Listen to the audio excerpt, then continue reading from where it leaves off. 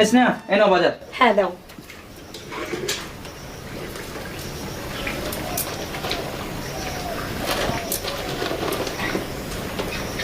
জামাটা ঘরে রাখো, আমি একটু হাত মুখ ধুয়ে আসি। আচ্ছা ঠিক আছে।